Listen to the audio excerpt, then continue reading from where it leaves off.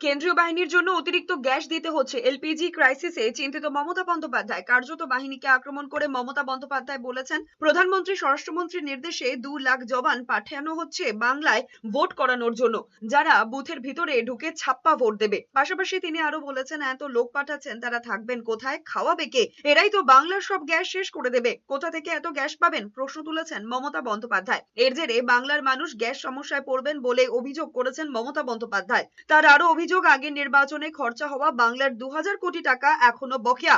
এবার আবার এত কেন্দ্রীয় বাহিনীকে কিভাবে মোকাবিলা করবেন তা নিয়ে প্রশ্ন তুলেছেন মমতা বন্দ্যোপাধ্যায়।